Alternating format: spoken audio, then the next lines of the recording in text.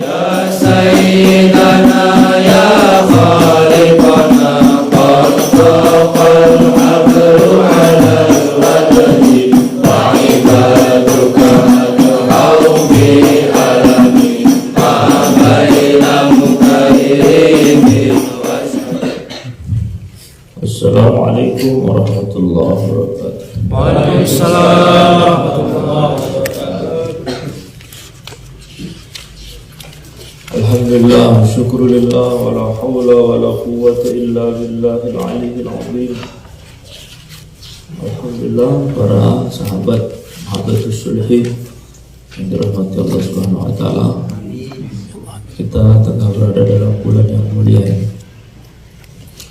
Pertemuan kali ini kita akan membahas tentang keutamaan atau amalan-amalan yang hendaknya kita lakukan di bulan Muharram. Bulan Muharram ini adalah syahrullah, bulannya Allah. Ada beberapa amalan yang ditetapkan oleh para ulama. Ada yang berdasarkan hadis-hadis yang sahih. Sebagian hadisnya tidak sahih, namun terkait dengan fadailul a'mal, dan hal itu dibolehkan oleh para ulama. Nah, maka di sini ada 12 amalan yang hendaknya kita lakukan di 10 Muharram. Pada tanggal 10 Muharram, ini tanggal berapa? Hari Senin pokoknya puasa ini. 7 ini kan. Ya, 7 besok 8, Ahad 9, betul. Ahad itu sudah puasa, kita ambil tasu'anya. Tasu'a, Seninnya Asyura. Dalam hadis riwayat Imam Bukhari dan Muslim, hadis ini muttafaqun alaih, disepakati oleh Imam Bukhari dan Muslim. Ketika Nabi datang ke Madinah, beliau mendapati Yahudi Madinah puasa 10 Muharram. Maka beliau bertanya kepada mereka, orang-orang Yahudi ini, mengapa kalian berpuasa pada hari ini? Maka orang-orang Yahudi itu mengatakan, pada hari inilah Allah Subhanahu wa taala menyelamatkan nabi kami yaitu Musa, dan Allah hancurkan musuhnya yaitu Fir'aun. Maka Nabi sallallahu alaihi wasallam bersabda, "Nahnu ahaqqu bi Musa minkum." Kami lebih berhak memuliakan Musa daripada kalian. Maka Nabi perintahkan para sahabatnya untuk melakukan puasa 10 Muharram. Namun harus mukhalafah, sebaiknya mukhalafah dengan orang Yahudi. Karena orang Yahudi hanya puasa tanggal 10, maka Nabi menganjurkan sahabatnya untuk puasa tasu'anya, ya, yaitu hari ke-9. Jadi kita ambil 9, 10. Satu hari puasa, satu hari puasa di bulan Muharram itu sama dengan puasa 1 bulan. Dan khususnya barang siapa yang puasa pada tanggal 10 Muharram. Nah, kita niat ya, di 10 Muharram hari Senin, dan juga ambil tasu'anya. Pada tanggal 10 bulan Muharram kita puasa, dan fadilahnya Allah akan ampuni dosanya setahun penuh. Ya, tahun yang sudah lewat terampuni semua dosa-dosanya. Nah, ada apa dengan tanggal 10 Muharram ini? Pertama yang harus kita ingat, pada hari tanggal 10 Muharram itu termasuk penanggalan yang sangat istimewa. Pada tanggal 10 Muharram itu Allah Subhanahu wa taala menciptakan rohnya Nabi Muhammad. Pada tanggal 10 Muharram Allah ciptakan Arsy, Allah ciptakan Lahul Mahfuz, Allah ciptakan Al-Qalam. Allah Subhanahu wa taala menciptakan malaikat Jibril pada tanggal 10 Muharram. Allah Subhanahu wa taala turunkan rahmat pertama kali di dunia ini pada tanggal 10 Muharram. Dan Allah Subhanahu wa taala turunkan hujan pertama kali di dunia ini adalah pada tanggal 10 Muharram. Maka pada tanggal 10 Muharram ini banyak sekali hal-hal istimewa, banyak sekali. Di antaranya Allah Subhanahu wa taala menerima taubatnya Nabi Adam pada tanggal 10 Muharram. Allah Subhanahu wa taala menyelamatkan Nabi Nuh. Jadi Nabi Nuh itu ketika terjadi banjir bandang, seluruh dunia ini dipenuhi oleh air, sehingga semua hewan dan manusia yang selamat hanya manusia dan hewan yang menaiki bahtera Nabi Nuh.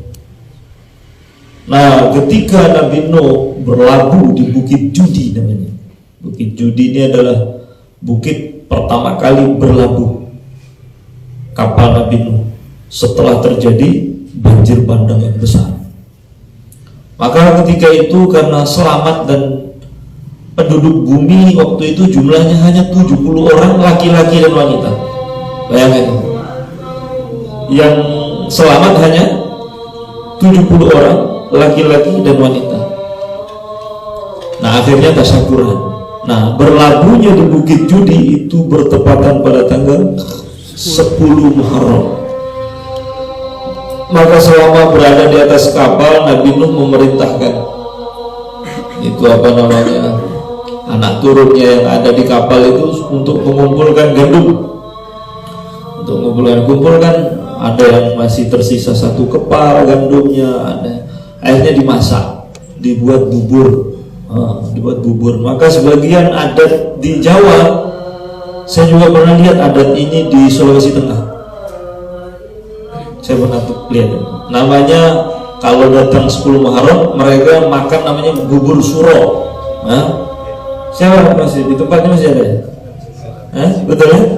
Ada namanya bubur suro. Nah, itu bukan bid'ah, enggak. Itu tasyakuran. Tasyakuran karena pada hari itu Allah menyelamatkan Nabi Nuh bisa berlabuh di Bukit Judi. Tasyakuran karena hanya sisa-sisa satu kepala gandum, akhirnya cuma bisa buat bubur, dimakan 70 orang. Maka tafaul, niru orang-orang terdahulu. 70 orang ini kalau nggak ada kita. Karena seluruh anak keturunan manusia yang ada sekarang itu keturunan Nabi Nuh yang naik ke bahtera beliau. Pada tanggal 10 Muharram Allah Subhanahu wa taala menjaga Nabi Allah Ibrahim ketika dibakar oleh Namrud. Pada tanggal 10 Muharram Nabi Yusuf keluar dari penjara ketika dipenjara oleh pemerintah Mesir waktu itu. Pada tanggal 10 Muharram Nabi Yakub dikembalikan penglihatannya oleh Allah Subhanahu wa taala. Sebelumnya buta beliau karena menangisi putranya Nabi Yusuf. Allah kembalikan penglihatannya pada tanggal 10 Muharram. Nabi Yunus alaihissalam keluar dari perut ikan pada tanggal 10 Muharram. Nabi Musa menyeberangi Laut Merah, diselamatkan oleh Allah dari kejaran Fir'aun, terjadi pada tanggal 10 Muharram. Pokoknya semua kejadian-kejadian besar itu terjadi pada tanggal 10 Muharram. Termasuk Nabi Ayub. Nabi Ayub sakit, disembuhkan oleh Allah Subhanahu wa taala sakitnya pada tanggal 10 Muharram. Bahkan hari kiamat itu terjadi pada tanggal 10 Muharram. Jadi saya tahu kapan hari kiamat. Betul. Hari kiamat itu terjadi pada hari Jumat tanggal 10 bulan Muharram, tahun dah ngerti. Tahunnya saya tidak tahu. Tapi kalau hari, tanggal dan bulan tahu saya. Karena hari kiamat itu terjadi pada hari Jumat. Pada hari Jumat tanggal 10 bulan Muharram. Makanya hati-hati kalau bulan Muharram pas bertepatan hari Jumat ya. Masya Allah.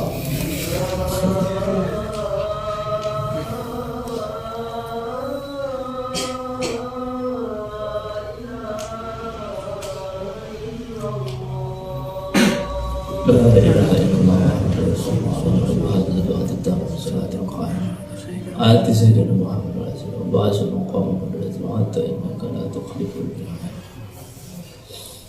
Wallahu ta'ala alam bishawab wa ilaihi ma'ab. Nah, maka karena begitu agungnya bulan yang mulia ini, maka para ulama menyarankan kita, menganjurkan kita untuk Ihya'ul Lail Asyura, menghidupkan malam Asyura. Menghidupkan malam Asyura itu maksudnya apa? Menghidupkannya dengan banyak membaca Quran, banyak berzikir.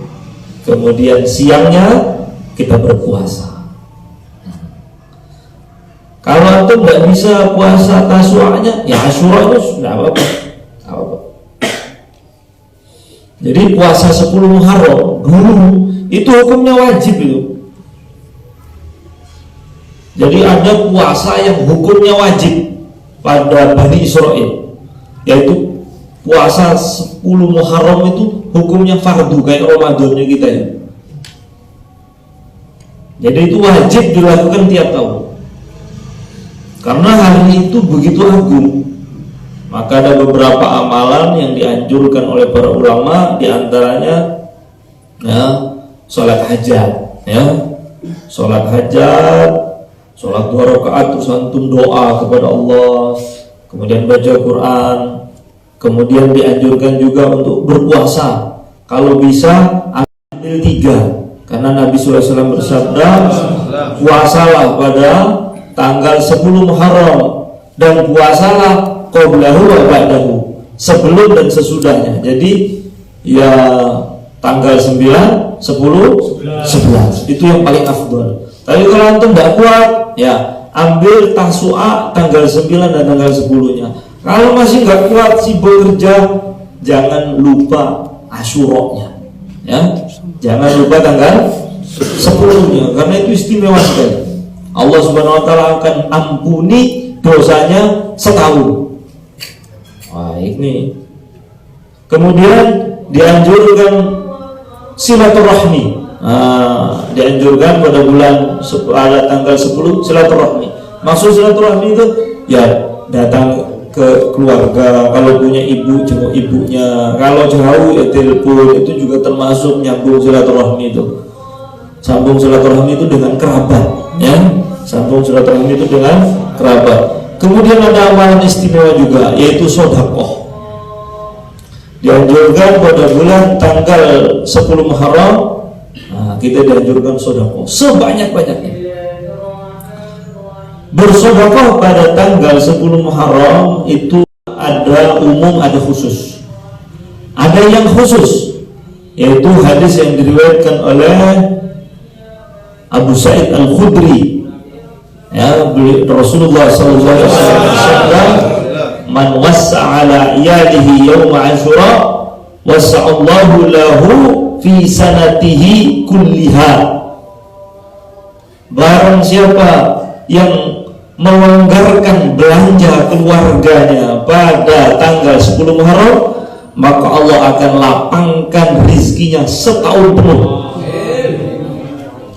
Jadi antum siap-siap, jangan keluarin duit dulu ini, ditabung sampai 10 Muharram. Udah 10 Muharram lagi bocor semua ini, kasih anak, kasih istri, kasih orang tua, pokoknya karena itu sudah jadi tabungan itu. Ini hadis ini diriwayatkan juga oleh Imam Sufyan Ibnu Uyainah. Beliau mengatakan kurang lebih 60 tahun sudah saya ngamalkan hadis ini, dan saya melihat kenyataannya, saya tidak pernah kekurangan uang selama 50 tahun atau 60 tahun. Jadi ini mujarrab dan diamalkan oleh para ulama. Pokoknya antum kalau ada fulus sudah, untuk kalau belum punya keluarga ya kasih ibu, kasih bapak, kasih adik, kasih kakak, kasih paman, kasih bibi, itu namanya iyal, keluarga. Kalau sudah punya istri, prioritaskan anak, istri, pokok beri dia belanja lebih khusus pada tanggal 10 Muharram. Nah, ini namanya khusus. Jangan antum bergantung, saya kan keluarganya orang juga.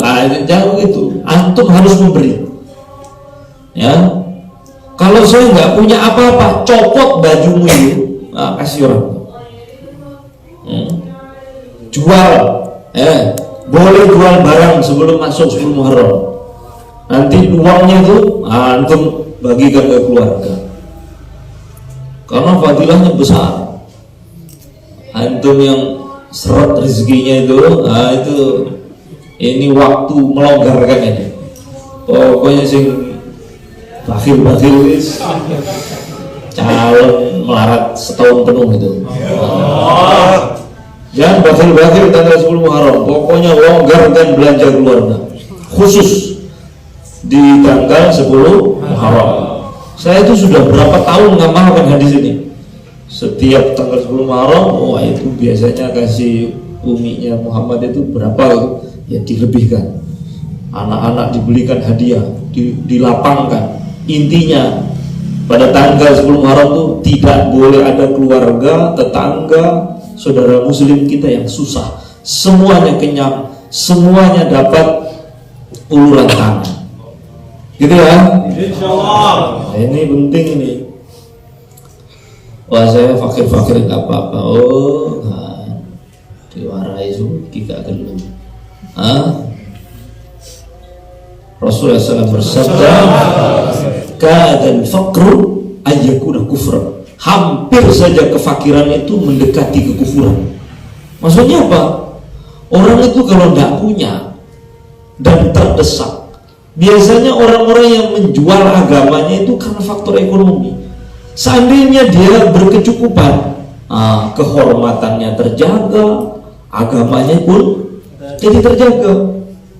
Ini lagi di WK Aus partai udah coba apa ini namanya kalau bukan karena faktor fakir, akhirnya mentalnya itu mental fulus, ada uang saya jalan. Coba berkecukupan, coba kita kalau dicukupi oleh Allah Subhanahu wa Ta'ala, kita bisa tolak ketika orang merayu kita dengan uang dengan cara yang tidak terhormat. Paham? Kita mau putar, saya mau. Kenapa? Gak boleh di dalam agama saya. Orang-orang yang menerjang, mencari nafkah untuk anak istrinya, menerjang hal-hal yang haram, menipu, berbohong, mengurangi timbangan, itu ceritanya apa sih? Itu karena fakir. Itu karena fakir. Maka fakir itu betul. Nabi SAW bersabda, "Kadal faqru ayyakuna kufran." Hampir saja kefakiran itu adalah kekufuran. Karena orang itu bisa hilang agamanya karena masalah fakir. Maka kalau kita dicukupi oleh Allah, maka kita bisa terjaga agama dan kehormatannya. Maka pada tanggal 10 Muharram itu jaminan itu. Tenang ya. Nah, ini aku wani jamin nih. Antum kok meluaskan belanja keluarga pada tanggal 10 Muharram, pas masuk maghrib itu bagi-bagi hadiah, diajak jalan belanja apa saja yang dia mau. Itu nanti setahun penuh, masya Allah, itu rezeki itu datang min haitsu la yahtasib.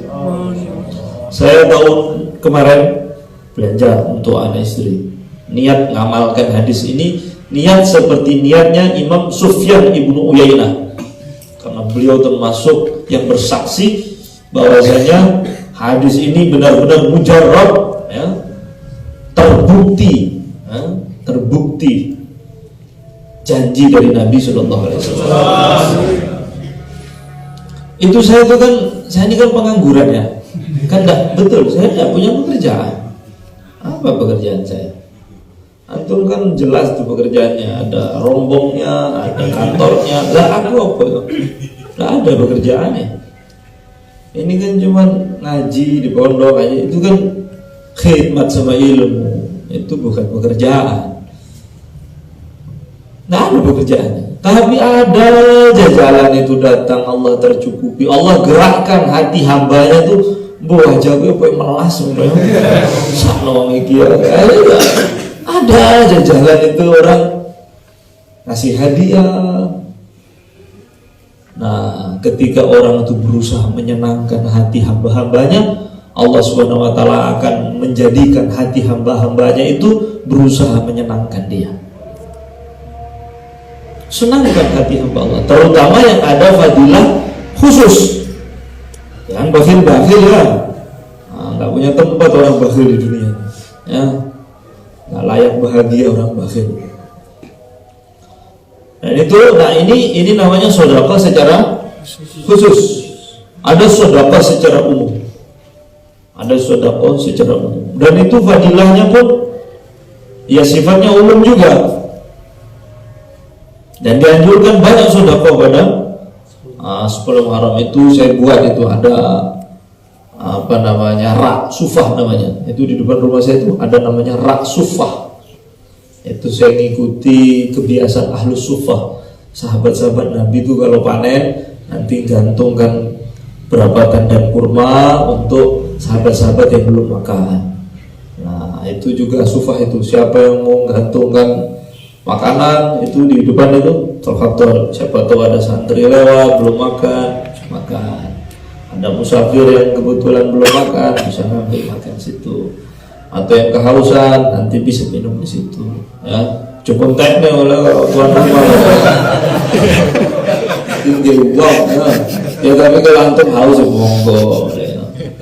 Orang itu ya yang menikmati dan juga memberi nikmat. Jangan sepihak, kurang bagus. Itu diceritakan di kitabnya Habib Hasan, ya. Habib Ali bin Hasan Baharun itu ada seorang di Mesir kejadiannya ini. Di Mesir ada seorang laki-laki sholat subuh di Masjid Jami Amr bin As. Saya pernah ke sana itu, Masjid Jami Amr bin As. Tiba-tiba ketika keluar dari masjid ada perempuan bilang begini, Tuan, berikanlah saya sesuatu demi kemuliaan hari ini. Memang hari ini hari apa? Ini kan tanggal 10 Muharram. Oh iya, saya minta sedekah yang sekiranya bisa saya gunakan untuk memberi makan anak-anak saya, kata ibu-ibu ini. Akhirnya laki-laki ini bilang, orang ini bilang, ikut saya. Dia sendiri itu orang gak punya. Akhirnya dia ajak ke rumahnya, dia bilang, tunggu depan rumah ya, tunggu depan pintu ya. Karena dia gak punya apa-apa, dia gak ada yang bisa. Akhirnya dia buka bajunya, dia lipat, kemudian dia beri dari balik pintu. Ini pakaian buat kamu. Dia gak punya pakaian lagi, makanya dia tutupi badannya di balik pintu. Saking gembiranya ibu-ibu itu, terus dia doa, semoga Allah memberikan engkau pakaian yang terbaik di surga. Terus ibu-ibu itu pergi. Nah malam harinya dia tidur. Dalam mimpi dia berada dalam satu taman yang indah sekali. Dan dia diberi satu buah apel. Nah apelnya tuh harum betul. Dia bilang apelnya harum sekali.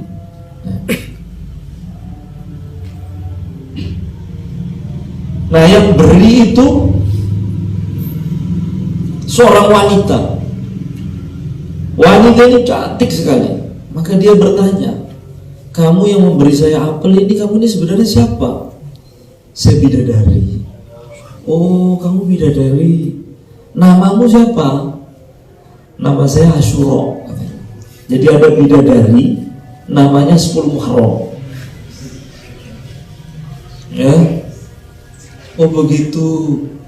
Nah terus dia bilang, saya ini istri kamu kelak nanti setelah kamu mati. Kamu istri saya? Iya.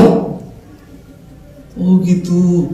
Kemudian dia belah itu apel. Ternyata di dalam apel itu ada pakaian satu setel. Nah, persis seperti doanya ibu itu. seketika dia bangun dari tidur. Ketika dia bangun tidur, bau aroma apel yang wangi itu tercium di ruangan rumahnya. Maka dia nangis. Dia ambil air wudu, sholat 2 rakaat, dia doa, ya Allah, kalau memang bidadari Asyura yang saya lihat dalam mimpiku itu adalah benar-benar istriku, maka cabutlah nyawaku sekarang juga. Langsung terkulai mati di tempat. Nah, jadi ya, gue juga usah ngomong-ngomong.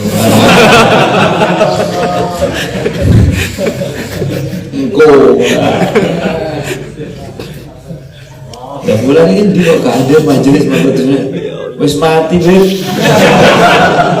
Tanggal 10 Muharram kemarin Lapo jane ngimpi ketemu Asyura. Sejauh mati tenang.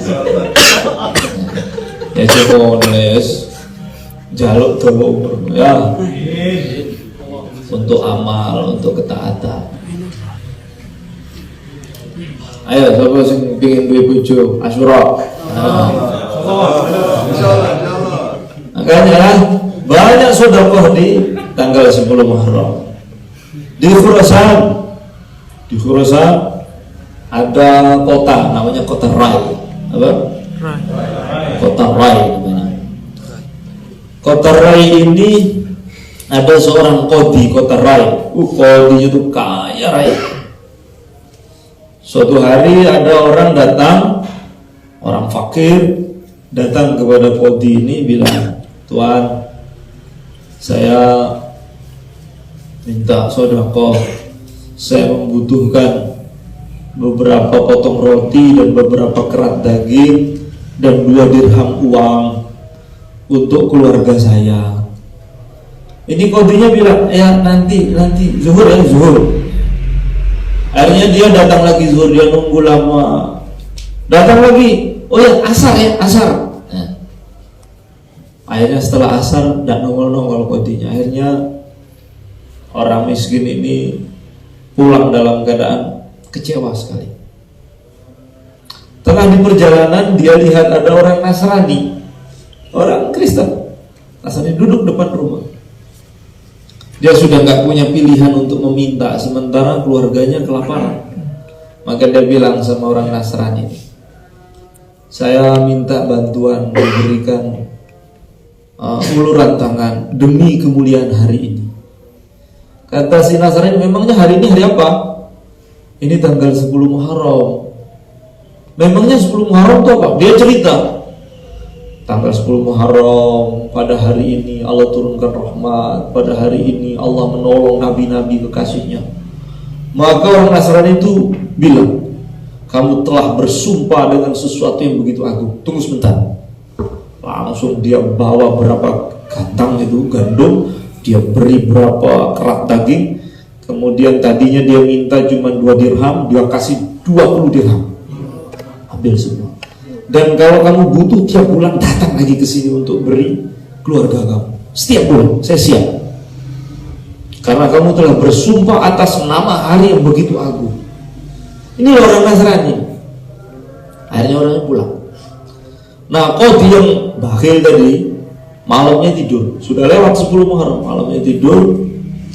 Ketika dia tidur malam, dia mimpi, dia melihat ada 2 istana. Istana satunya itu adalah istana yang batu batanya itu terbuat dari emas dan perak. Nah, kemudian ada istana yang terbuat dari yakut, merah bening, dari luar bisa lihat sampai bagian dalamnya. Maka qadhi ini orang alim ini, qadhi alim ini bilang kepada malaikat, ini 2 istana ini milik siapa? Maka malaikat bilang, aslinya punya kamu. Seandainya engkau memberi apa yang engkau janjikan kepada fakir yang miskin yang datang 10 Muharram itu. Tapi berhubung kamu gak jadi ngasih, akhirnya 2 istana ini milik orang Nasrani. Malaikatnya bilang begitu. Bangun nangis, dia tampar dirinya. Dia menyalahkan dirinya, bodoh, kenapa saya tidak menolong dia waktu itu. Akhirnya dia cari orang Nasrani yang terlihat dalam mimpinya, ketemu. Kemudian dia bilang, kemarin kamu berbuat baik ya? Apa itu? Ada orang fakir datang ke sini? Iya, dia meminta sesuatu kepada aku demi kemuliaan 10 Muharram katanya. Saya minta kebaikan kamu itu, saya beli. Berapa katanya? 100.000 dirham. Memangnya kenapa kamu ngotot seperti ini? Tadi malam saya mimpi ada 2 istana dari emas dan perak dan satu lagi istana dari yakut. Dan kata malaikat 2 istana itu milik kamu karena kamu telah memberi bantuan, memberi sedekah kepada orang fakir tadi. Nah, saya minta kebaikan itu saya beli. Kamu niatkan hadiahkan ke saya. Oh, nggak bisa, nggak bisa. Likulli ghal, likulli makbulin ghal, katanya. Setiap sesuatu yang sudah diterima itu mahal. Seandainya kamu tawar dengan dunia dan seisinya ini, saya nggak akan jual. Lah percuma kamu nggak ngasih saya, kamu lo Nasrani, calon neraka kamu nggak ke surga. Loh, kalau begitu saya tak masuk Islam. Asyhadu an la ilaha illallah wa asyhadu anna Muhammadur Rasulullah sallallahu alaihi wasallam. Bayangkan itu. Orang Nasrani itu, orang yang nggak punya iman, berbuat baik di hari itu menunjukkan akan mudah datang hidayah pada diri dia. Apalagi orang Islam, ketika dia banyak melakukan sedekah, menyenangkan saudara muslimnya, membantu infak, lihat seperti apa nanti hidayah yang Allah datangkan dalam hidupnya. Karena hidayah itu setelah hidayah Islam ada hidayah taufik untuk beramal, akhirnya bisa taat, sedang ngaji, sedang sholawat, sedang puasa. Nah, ini fadilah 10 Muharram. Di antaranya juga ini kata sebagian ulama, ketika masuk 10 Muharram itu dianjurkan mandi, untuk mandi bersih begitu. Karena sebagian ulama ada yang mengatakan barang siapa yang mandi pada tanggal 10 Muharram, maghribnya itu, malamnya itu mandi, maka Allah Subhanahu wa taala tidak akan membuat dia sakit, ya, tidak akan ditimpa sakit pada tahun itu kecuali sakit yang memang ajalnya. Kalau memang tahun itu dia mati, sakit itu beda. Kalau sakit yang bukan sakit ajal, Allah akan jaga pada tahun itu. Mandi untuk ihtiram, menggantungkan tanggal 10 Muharram. Kemudian dianjurkan juga pakai celak itu. Tahu celak kan tuh? Itu sing dele moto lho.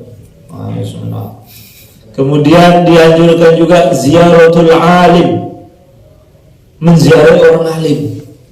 Jadi kalau ada ulama di tempat antum, ziarahi, assalamualaikum Pak Yai, waalaikumsalam, ya, cium tangannya minta doa, wes cukup, wes sudah. Sedangkan ziaratul alim itu dianjurkan pada tanggal 10 Muharram. Kemudian iyadatul marid, jenguk orang sakit. Kalau ada yang sakit jenguk, karena dalam sebuah riwayat, barang siapa yang menjenguk orang sakit pada tanggal 10 Muharram, maka sama saja dia menjenguk seluruh orang sakit seluruh dunia. Bayangkan itu. Kemudian dianjurkan juga mashu ra'sil yatim, mengusap kepala anak yatim, ya. Barang siapa, dalam sebuah riwayat, barang siapa yang mengusap kepala anak yatim, maka setiap rambut yang dilalui oleh tangannya Allah akan gugurkan dosa-dosanya dan angkat derajatnya. Nah, khusus pada tanggal 10 Muharram, siapa yang mengusap kepala anak yatim, maka sama saja dia telah berbuat baik kepada seluruh anak yatim yang ada di dunia ini. Satu tapi dapat semua. Karena apa? Ini tanggal 10 Muharram. Kemudian dianjurkan juga taklimul adzafir, ya, potong kuku pada tanggal 10 Muharram. Dan yang terakhir, amalan bacaannya kalau bisa baca surat Al-Ikhlas 1000, ya. Insyaallah. Baca surat Al-Ikhlas qul huwallahu ahad itu dianjurkan. Itu Allah Subhanahu wa taala akan lindungi dia dari segala keburukan yang terjadi pada tahun itu. Kemudian baca hasbiyallah wa ni'mal wakil, ni'mal maula wa ni'man nasir, hasbiyallah wa ni'mal wakil, ni'mal maula wa ni'man nasir. Berapa kali? 70 kali. Siapa yang baca hasbiyallah wa ni'mal wakil 70 kali, dia tidak akan mati tahun itu. Kalau dia bakal mati tahun itu, dia tidak diberi taufik, kata para ulama, untuk membacanya. Kalau punya anak kecil ya dibaca 7 kali, ditiupin aja gitu. Itu dibacain 70. Ya dia pingin out tahun ini sumpah nang dunia wes. Ya wes gak usah cok ya. Mati apa no. Wallahu ta'ala bisawab. Wa ilaihi ma'ab. Apa lagi? Ya, ingat ya puasa ya. Saling mengingatkan. Insyaallah kita puasa. Saya insyaallah niat puasa Asyura-nya tanggal 10-nya juga tanggal 11-nya. Kemudian jangan lupa itu tausi'ul iyal, tausi'atul iyal namanya, melapangkan belanja istri. Di antara seluruh amalan yang saya baca tadi, yang saya katakan tadi, semuanya itu yang paling sahih hadisnya cuma dua. Puasa sama sedekah, dua aja. Adapun yang mandi yang apa tadi itu kaitannya dengan fadhailul amal. Hadisnya dhaif. Yang sahih dua. Melonggarkan belanja keluarga, sedekah dan puasa. Itu toh, dua ini saja. Selain itu tidak kuat riwayatnya. Tapi karena itu dianjurkan oleh para ulama, antum buat tidak apa-apa. Tapi jangan sampai dua ini antum luput, yaitu memperbanyak sedekah terutama pada keluarga, yang kedua puasa. Jangan lupa.